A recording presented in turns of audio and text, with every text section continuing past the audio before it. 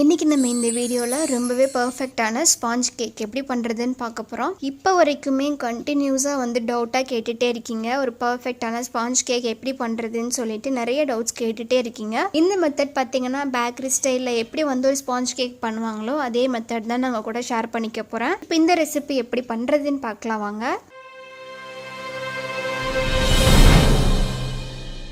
இந்த வீடியோ ஃபுல்லாகவே நான் சொல்லியிருக்கிற மெஷர்மெண்ட்டை எக்ஸாக்டாக ஃபாலோ பண்ணிக்கோங்க.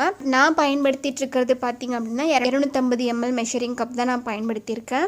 இதில் சர்க்கரையினுடைய அளவு பாருங்கள், கரெக்டாக நமக்கு 1 கப் அளவுக்கு பவுடர் சுகர் நமக்கு தேவைப்படும். 1 கப் அளவுக்கு பவுடர் சுகர் பண்ணுறதுக்கு நான் 3/4 கப் அளவுக்கு சர்க்கரை அளந்து எடுத்திருக்கேன். 3/4 கப்பை நம்ம அரைச்சி எடுத்தோம் அப்படின்னா நமக்கு 1 கப் அளவுக்கு பவுடர் சுகராக கிடச்சிரும். இதை ஒரு மிக்ஸி ஜாரில் நான் ஆட் பண்ணி நல்லா ஃபைன் பவுடராக அரைச்சி எடுத்துக்க போகிறேன். இல்லை உங்ககிட்ட ஐசிங் சுகராகவே டைரெக்டாக இருக்குது அப்படின்னா நீங்கள் 1 கப் அளவுக்கு ஐசிங் சுகராக கூட நீங்கள் பயன்படுத்திக்கலாம். இப்போ நான் உங்களுக்கு கலந்து கூட காமிக்கிறேன் பாருங்கள். கரெக்டாக நமக்கு 1 கப் அளவுக்கு பவுடர் சுகர் கிடைக்கும். இது ஒரு பக்கம் வச்சிருங்க. ஓரமா ஒரு மிக்சிங் பவுல் எடுத்துக்கோங்க. அதுல 4 முட்டையை உடைச்சு ஊத்திருங்க. நிறைய பேர் என்ன கேக்குறீங்க அப்படின்னா எக்லெஸ் கேக் பண்ணாலும் எனக்கு சரியா வரல.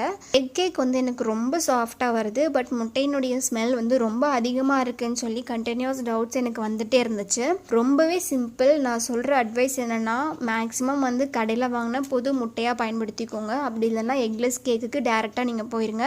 எக்லெஸ் கேக் கொஞ்சம் ப்ராக்டிஸ் இருந்தா போதும், நல்லாவே சாஃப்டான கேக்ஸ் எல்லாம் நம்ம ஈஸியாக பண்ண முடியும். இல்லை எனக்கு எக் கேக் தான் செய்யணும், பட் எனக்கு எக்கினுடைய ஸ்மெல்லே வரக்கூடாது அப்படின்னா இதில் நீங்கள் 1/4 டீஸ்பூன் அளவுக்கு உப்பு முட்டை கூடயே ஆட் பண்ணிக்கோங்க. அது கூடயே நல்ல ஒரு ஃப்ளேவருக்காக 1 டீஸ்பூன் அளவுக்கு வெனிலா எசன்ஸ் நான் ஆட் பண்ணியிருக்கேன். இது எல்லாத்தையுமே நல்லா பீட் பண்ணி எடுக்கணும். நான் ஒரு எலக்ட்ரிக் பீட்டர் பயன்படுத்தியிருக்கேன். நீங்கள் விஸ்க் பயன்படுத்துறதா இருந்துச்சு அப்படின்னா உங்களுக்கு கட்டாயமாக ரொம்ப டைம் ஆகும். ரொம்ப நேரம் நீங்கள் பீட் பண்ணுற மாதிரி இருக்கும். பீட்டர் இருந்துச்சு அப்படின்னா ரொம்பவே பயனுள்ளதாக இருக்கும். ஒரு சிலர் என்ன பண்ணுவாங்க அப்படின்னா முட்டையினுடைய மஞ்சள் கருவியும் வெள்ளை கருவியும் தனித்தனியாக பிரிச்சுட்டு தனித்தனியாக பீட் பண்ணி கடைசியில் மிக்ஸ் பண்ணுவாங்க. அந்த மாதிரியும் பண்ணலாம். பட் இந்த மாதிரியும் டக்குன்னு ஈஸியாக முடிக்கணும், எனக்கு வேலை டக்குன்னு முடியணும்னு நினச்சிங்கன்னா இந்த மெத்தடும் நீங்கள் யூஸ் பண்ணிக்கலாம். ஒன்றுமே இல்லை, நல்லா முடிஞ்ச அளவுக்கு உங்களுக்கு மேக்ஸிமம் நீங்கள் பீட் பண்ணி எடுத்தாலே போதும்.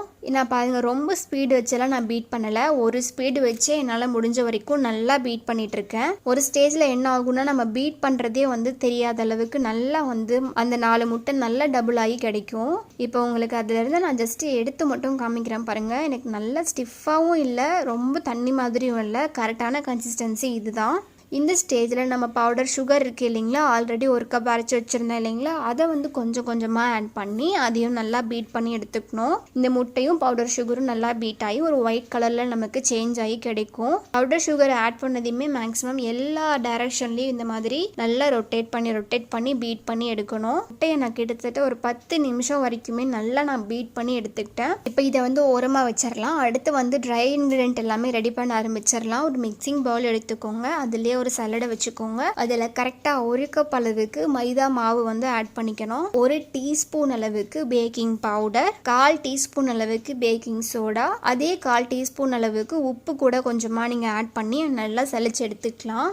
நீங்கள் 1/2 டீஸ்பூன் பேக்கிங் சோடா போடுறதா இருந்தாலுமே போடலாம். பட் நம்ம ஆல்ரெடியே 4 முட்டை நம்ம அடிச்சு எடுத்திருக்கோம். முட்டை நம்ம ஆட் பண்ணாலே நமக்கு நல்லாவே சாஃப்ட்னஸ் கொண்டு வந்துடும். அதனால நீங்கள் 1/2 டீஸ்பூன் பேக்கிங் சோடாலாம் ஆட் பண்ணணும்னு அவசியம் கிடையாது. 1 டீஸ்பூன் பேக்கிங் பவுடருக்கு நீங்கள் 1/4 டீஸ்பூன் பேக்கிங் சோடா ஆட் பண்ணாலே பர்ஃபெக்டாக வரும். பாருங்கள், இந்த பேக்கிங் பவுடர் பேக்கிங் சோடாலாம் நல்லா மிக்ஸ் ஆகிற மாதிரி நான் ஒரு விஸ்க் யூஸ் பண்ணி நல்லா மிக்ஸ் பண்ணி எடுத்துக்கிட்டேன்.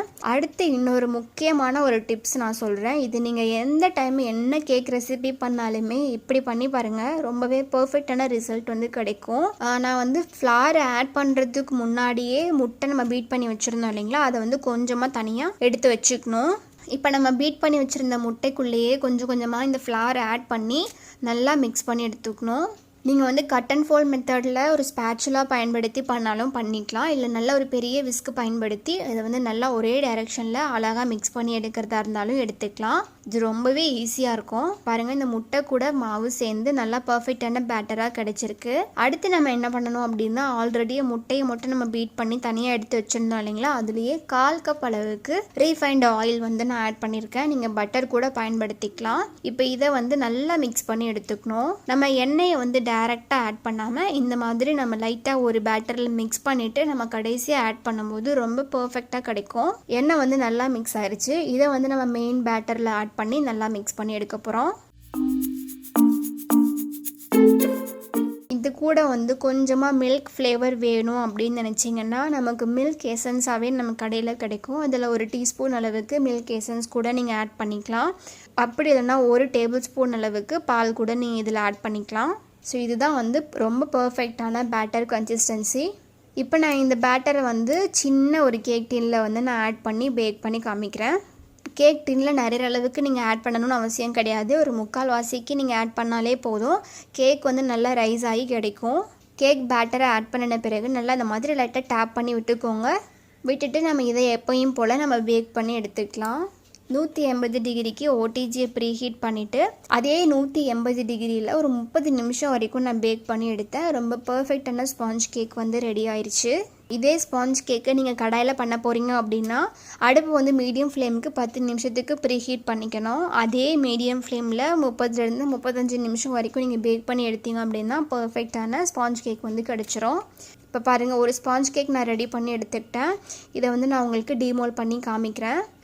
லைட்டாக இந்த மாதிரி கத்தி வச்சு அட்ஜஸ்ட் பண்ணிக்கோங்க. எனக்கு கேக் வந்து இன்னுமே ஆறலை, நல்லாவே சூடாக இருக்குது.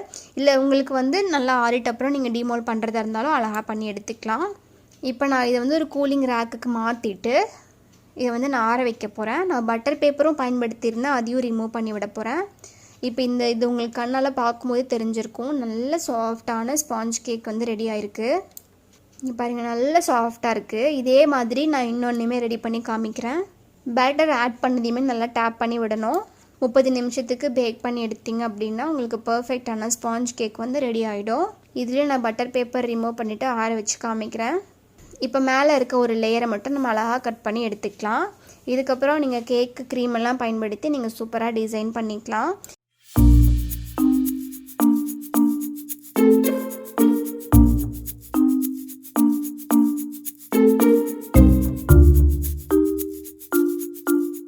நிறைய பேருக்கு வந்து ஹோம் பேக்கிங் பண்ணணும், கேக் சேல்லாம் பண்ணணும்னு சொல்லி நிறைய ஆசை இருக்கும். அவங்களுக்கான பொருட்கள் வந்து டக்குன்னு கிடைக்காம இருந்திருக்கலாம்.